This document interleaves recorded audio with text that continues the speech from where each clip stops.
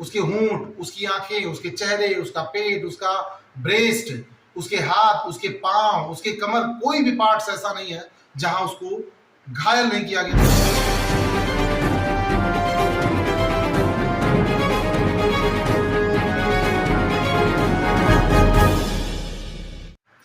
उसकी उंगलियां टूटी हुई थी, दोनों आंखों से खून निकल रहा था, प्राइवेट पार्ट से भी खून का रिसाव हो रहा था। मैं बात कर रहा हूं कलकत्ता के आरजीकर सरकारी अस्पताल में ट्रेनी डॉक्टर की बर्बरतापूर्वक हत्या कर देने की। आप सोचिए, एक डॉक्टर जिसे धरती का भगवान कहा जाता है और भगवान के साथ इस तरह की क्रूर घटनाएं होने लगी, इतनी बर्बरतापूर्वक घटनाएं होने लगी हैं, तो किस पे विश्वास करेगा आदमी? जो डॉक्टर रात दिन जाग करके लोगों की जान बचाता है, उसके साथ इस तरह की घटनाओं को अंजाम, वो भी इतने बर्बरतापूर्वक दिया गया, सोच करके ही रूह कांप जाता है। 8 अगस्त की रात को कलकत्ता के आरजीकर सरकारी अस्पताल में जिस घटना को अंजाम दिया गया, उस घटना ने पूरे देश के रूह को कंपा दिया है। एक बार फिर से निर्भया कांड को लोग याद कर रहे हैं। पूरे देश के डॉक्टरों में उस घटना के प्रति, उस अपराधी के प्रति काफी रोष देखने को मिल रहा है। पोस्टमार्टम रिपोर्ट आ चुका है। पोस्टमार्टम रिपोर्ट ने लोगों को चौंका दिया है। पोस्टमार्टम रिपोर्ट में जो खुलासे हुए हैं, उससे लोग एक बार फिर सोचने को मजबूर हो गए हैं।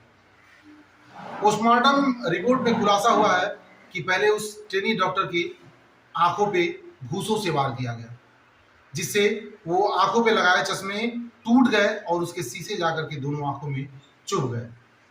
अब उस बहादुर लड़की को दिखना बंद हो गया। उसके बाद उसके एक उंगली तोड़ दी गई हाथ की और 2 उंगलियों के नाखून नहीं थे। जाहिर सी बात है, संघर्ष के दौरान हो सकता है उंगलियों से नाखून निकल गए हैं। लड़की के पैर को डैमेज किया गया, उसके पैर को चीर दिया गया। आप कल्पना करिए, उसके शरीर का कोई भी एक ऐसा अंग नहीं था जहां उसके चोट के निशान नहीं है। उसके होंठ, उसकी आंखें, उसके चेहरे, उसका पेट, उसका ब्रेस्ट, उसके हाथ, उसके पांव, उसके कमर, कोई भी पार्ट्स ऐसा नहीं है जहां उसको घायल नहीं किया गया, जहां चोट के निशान नहीं है। आप एक बार सोचिए कि उस लड़की ने कितना संघर्ष किया होगा अपनी जान और अपनी आबरू बचाने के लिए। लेकिन उन राक्षसों को, उन हैवानों को एक बार भी उस बिटिया पे तरस नहीं आई। संभवतः वो नशे में धुत थे। आरोपी थाना अस्पताल की चौकी में ही पुलिस मित्र था, ऐसा मीडिया रिपोर्ट्स के अनुसार बताया जा रहा है, जिससे अस्पताल में उसका काफी धौंस चलता था। मोटी रकम लेता था नंबर लगवाने के लिए, वो डॉक्टरों से पेशेंट्स को दिखाने के लिए। इसलिए अस्पताल में उसका बेरोक टोक आना जाना लगा रहता था। 8 अगस्त की रात को 2 बजे के बाद वो सेमिनार हॉल में पहुंचता है, जहां वो महिला डॉक्टर अपना काम पूरा करके सो रही थी, जहां उसे अपनी हैवानियत का शिकार बनाया। पोस्टमार्टम रिपोर्ट में खुलासा हुआ है कि वो महिला डॉक्टर जब बेहोश हो गई तो उसके साथ बर्बरतापूर्वक उसका बलात्कार किया गया।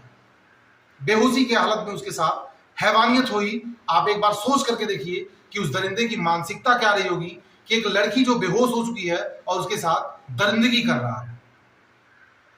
पोस्टमार्टम रिपोर्ट में यह भी खुलासा हुआ है कि लड़की के अंदर से लगभग 150 ग्राम सीमन निकाले गए हैं, जो यह बात दर्शाता है कि किसी एक के द्वारा इस घटना को अंजाम नहीं दिया गया है।